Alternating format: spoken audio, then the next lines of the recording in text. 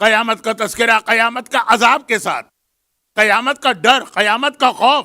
عمر ابن مادی کرب جیسے پہلوان کو پگھلا دیا اس خوف نے، مگر پیغمبر نے کہا 3 عورتیں ایسی جو روز قیامت میری بیٹی فاطمہ کے ساتھ قبر سے اٹھائی جائیں گی، پورا میدان قیامت میری بیٹی کے ساتھ رہیں گی، پلے صراط سے میری بیٹی کے ساتھ گزریں گی، جنت میں میری بیٹی کے ساتھ داخل ہوں گی۔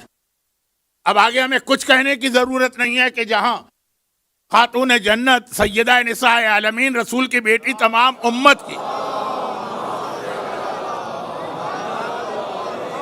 امت کے گناہگاروں کی شفاعت کرنے والی فاطمہ ہوگی، وہاں کوئی عذاب قریب پھٹک بھی سکے گا؟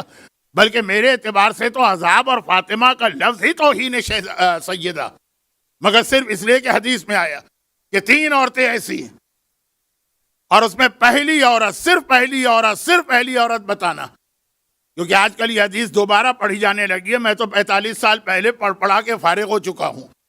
کہا پہلی عورت صبرت علی سوء خلق زوجہا، جو اپنے شوہر کی بد اخلاقی پر، بدتمیزی پر صبر کرتی ہے اور خاموش رہتی ہے اور کوئی جواب نہیں دیتی۔ یہ جو ہے نا کہ اجر ملے گا بغیر حساب۔ اب جو ہمارا عقیدہ ہے اس کو بھی اس سے ملائیے کہ اللہ ایک طرف ہمیں سارا اجر دے دے اور دوسری جانب کہے یا یہ اجر لے لو یا جنت میں معصوم کا پڑوس لے لو۔ ہم کہیں گے نہیں چاہیے ہمیں وہ اجر، نہ کوثر، نہ حوریں، نہ غلمان، نہ وہ سونے چاندی کے محل، نہ وہ دودھ و شہد کی نہریں، ہمیں تو امام معصوم کی زیارت چاہیے۔ یہ ہمارا عقیدہ بھی ہے اور واقعاً دل میں خلوص کے ساتھ یہ خیال بھی ہے۔ تو اے خاتون جو تو گھبرا رہی ہے کہ میرا شوہر بہت بدتمیز ہے، بہت بد زبان ہے، بہت روڈ ہے، ذرا سی بات کے اوپر کبھی برتن توڑ دیتا ہے، کبھی میرا سر توڑ دیتا ہے۔ اب یہ کہ مختلف علاقوں کے مومنین مجمع میں جمع ہوتے ہیں، تو تجھے پتہ بھی ہے کہ اس کے بدلے میں تجھے اجر و ثواب کیا مل رہا، اور ثواب اور اجر اپنی جگہ کتنی بڑی فضیلت مل رہی ہے کہ جس قیامت کے میدان نے حاملہ عورتوں کے حمل گرا دیے، دودھ پلانے والی عورتیں اپنے بچوں کو بھول گئیں، عمر ابن مادی کرب جیسا پہلوان خوف سے پگھل کے پانی بن گیا، اس قیامت کے میدان میں تو شہزادی کونین کے ساتھ ہے، اس سے بڑی تجھے اور فضیلت کیا چاہیے؟ اس کے بدلے میں تو 70 جانیں بھی اگر انسان قربان کرے تو کم ہے، یہ ایک 50 سال کی زندگی گزار لیجئے اپنے شوہر کے ساتھ۔ اور یہاں پہ وہ والی حدیث آ جاتی ہے جسے میں ہمیشہ پڑھتا ہوں، ہمیشہ تو نہیں، یہ تو ذرا خطابت کا جملہ بن گیا، اکثر پڑھتا ہوں، نہیں پڑھوں گا آج کیونکہ بات بہت لمبی ہو گئی۔ اور وہ حدیث اس اعتبار سے بہت اہم ہے کہ اس کی سند جو ہے نا، جو راوی اچھا ہمارے ہاں حدیثوں میں ایک اصول یہ، اور یہ دنیا کے تمام علم رکھنے والے اور عقل رکھنے والے، علم بھی چھوڑیے عقل، ان کے پاس ایک اصول ہے کہ جو حدیث ہمارے علماء جیسے محمد ابن یعقوب کلینی یا شیخ طوسی یا شیخ صدوق نے جو حدیثیں نقل کی ہے نا، وہ کسی کتاب سے نہیں، انہوں نے اپنے استاد سے سنا، استاد نے اپنے استاد سے سنا، ایک سلسلہ ہوتا ہے سننے کا، تو جتنے کم آدمی بیچ میں ہوں گے اتنا خبر اتھینٹک ہو جاتی ہے۔ دنیا کا بھی یہی اصول ہے کہ آپ ڈائریکٹ مثلاً کسی بہت ہی اہم ٹی وی چینل یا میڈیا سے جس کی ایک ریپوٹیشن ہو، ڈائریکٹ آپ سنیں اور وایا سنیں۔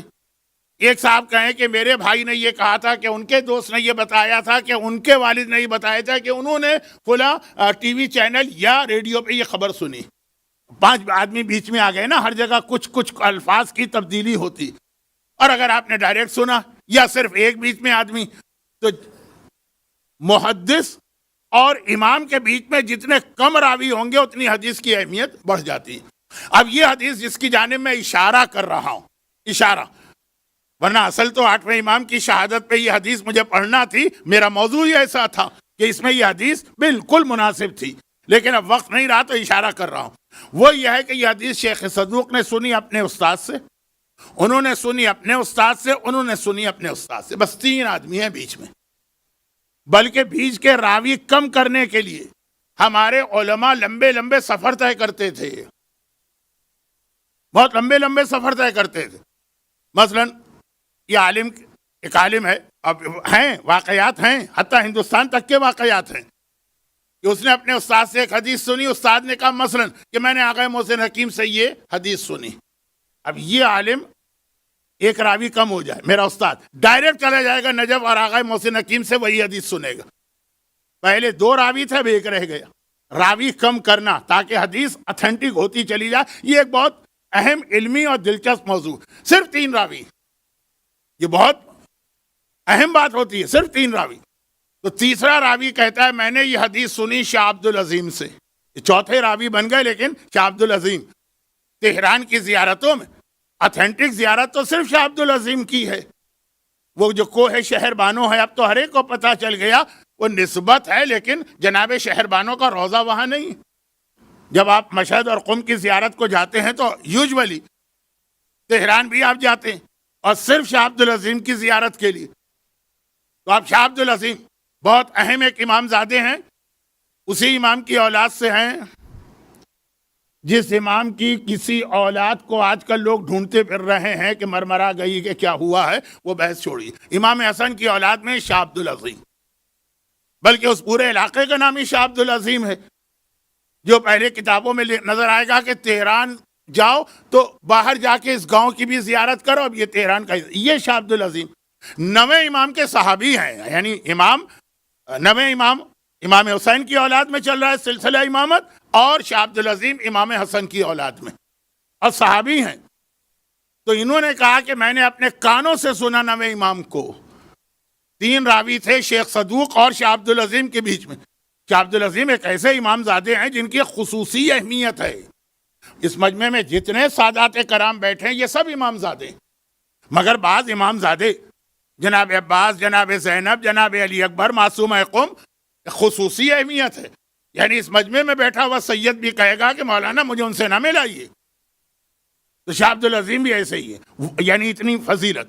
وہ کہتے ہیں کہ میں نے 9ویں امام سے سنا، 9ویں نے مجھے بتایا کہ میں نے اپنے بابا 8ویں سے سنا، اور سلسلہ وہی چلا. اور انہوں نے مجھے بتایا کہ میں نے اپنے بابا 7ویں سے سنا، انہوں نے کہا میں نے اپنے بابا 6 سے سنا، انہوں نے کہا میں نے اپنے بابا 5ویں سے سنا، انہوں نے کہا میں نے اپنے بابا 4 سے سنا، انہوں نے کہا میں نے اپنے بابا حسین ابن علی سے سنا، انہوں نے کہا میں نے اپنے بابا علی ابن ابی طالب سے سنا. عموماً جب یہ سلسلہ چلتا ہے نا، حسین تک آتا، امام حسین تک، نعوذ باللہ توہین کا انداز نہ ہو، جب امام حسین تک آتا ہے تو پھر سیدھا رسول پہ جاتا کہ امام حسین نے کہا میں نے اپنے جد سے سنا. یہ حدیث میں ایسا نہیں. امام حسین نے کہا میں نے اپنے بابا علی ابن ابی طالب سے سنا. کیوں یہاں مولا کا نام آیا؟ سنیے. اب یہ دیکھیے حدیث کتنی اہم بنی اور راوی کتنے کم ہیں.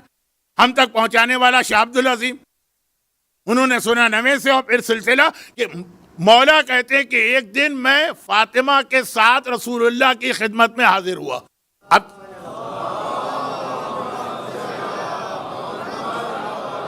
اب یہاں پر مولا علی فرماتے ہیں کہ میں شہزادی تو مجھے کہنا لازم تھا، میں فاطمہ کے ساتھ رسول کی خدمت میں گیا. کون سا بہت دور کا فاصلہ ہے، دیوار ملا ہوا حجرا ہے. دیکھا اللہ کے رسول زمین پہ بیٹھے ہوئے زار و قطار رو رہے ہیں. میں نے سارے راوی بھی اسی لیے پڑھ دیے، ورنہ عام طور پہ میرا اسٹائل نہیں. رو رہے ہیں، اور ایسا رو رہے ہیں عام بیٹی اپنے باپ کو روتا دیکھے، کہاں فاطمہ جیسی بیٹی اپنے باپ کو روتا دیکھے تڑپ کے کہا بابا آپ کیوں رو رہے ہیں؟ واقعہ مدینے کا ہے، کیونکہ علی اور فاطمہ کی شادی مدینے میں ہوئی ہے، مکے میں نہیں. مدینے کا واقعہ. پیغمبر نے معراج کا ذکر کیا جو مکے کا واقعہ. کہا کہ مجھے معراج کا وہ منظر یاد آ رہا. اس طرح پیغمبر یاد کر رہے ہیں کہ رو رہے ہیں گھر میں اکیلے بیٹھے ہوئے.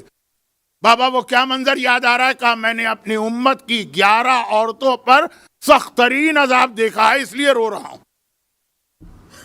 اچھا، جب اس قسم کی کوئی حدیث آتی ہے تو بعض اوقات لوگ کہتے ہیں کوئی منافق ہوگی عورت. منافق عورت کے عذاب پر اللہ کا رسول یہ کہہ کے نہیں روئے گا کہ میں اپنی امت کی عورتوں پہ رو رہا ہوں. خیر اس میں اور بھی باتیں ہیں لیکن ٹائم بھی نہیں ہے، میں تو حدیث بھی نہیں پڑھ رہا. 11 عورتیں.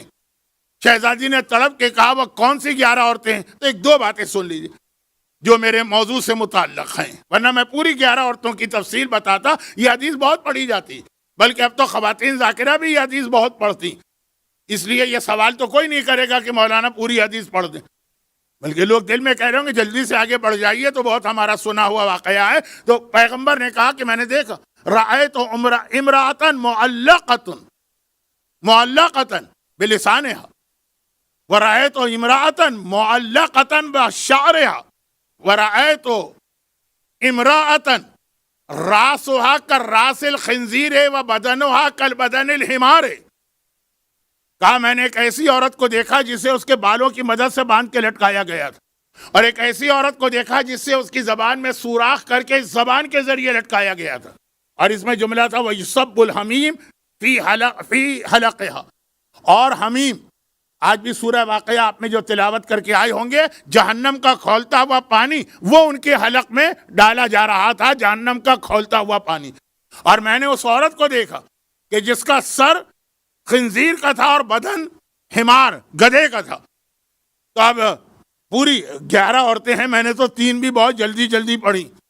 گھڑی کی سوئیاں، یہاں کے حالات، شب جمعہ، ماتم کرنے والے زیادہ ماتم کرنا چاہتے ہیں. خلاصہ شہزادی نے گھبرا کے کہا یا بتا یا حبیبی وقرۃ عینی. شہزادی کے جملے، اے میرے پیارے بابا، اے میری آنکھوں کی ٹھنڈک، آخر ان عورتوں پہ یہ عذاب کیوں آئے؟ تو اب بغیر حدیث سنے ہوئے پہلی 2 چیزیں تو آپ سمجھ گئے. کہا کہ پہلی عورت جس کو اس کے بالوں سے لٹکایا گیا، یہ اپنے بال نامحرم سے نہیں چھپاتی، چاہے وہ نامحرم اس کو شاپنگ مال میں ملے، اور چاہے وہ نامحرم اس کے گھر میں دیور کی شکل میں ہو. بہرحال نامحرم. تو جو اپنے بال نہیں چھپاتی ہے، جو بے حجاب عورت ہے. اور دوسری عورت جسے اس کی زبان میں سوراخ کر کے لٹکایا گیا ہے اور حلق میں حمیم، جہنم کا کھولتا ہوا پانی ڈالا جا رہا، سبا یصب، ٹپکایا جا رہا. یہ وہ عورت ہے جو اپنی زبان سے اپنے شوہر کو اذیت پہنچاتی ہے. جیسا کہ میں نے کہا کہ اس میں بعض امتحان امامت اور رسالت کے بھی اللہ نے لیے. اور تیسری عورت جس کا سر خنزیر جیسا ہے، کل مرغی خنزیر بنی تھی، آج عورت. نہ کل میں نے کسی کو خنزیر بنایا، نہ آج. وہ بھی رسول اللہ کی حدیث تھی، یہ بھی رسول اللہ کی حدیث. کہا یہ وہ عورت ہے جو گانے بجانے کی شوقین ہے اور حسد کرنے والی ہے. عورتوں میں یہ جذبہ زیادہ ہوتا ہے، مردوں میں بھی کم نہیں ہوتا ہے. آفیسز میں کام کرنے والوں کو پتا ہے کہ حسد کی وجہ سے کیسے کیسے ایک دوسرے کے راستے کو کاٹا جاتا ہے. تفصیل میں نہیں جا رہا. اور وہ عورت ہے یہ جو جھوٹ بہت بولتی. اچھا 4 لفظ ہیں. اچھا یہ 2 الگ عذاب میں نے ملا دیے. کہ یہ اور اس کے بعد امراتن صورتہا کا صورت الکلب، اسے کتے کی شکل میں بھیجا گیا ہے میدان قیامت میں. یہ ابھی تو قیامت بھی نہیں ہے، شب معراج.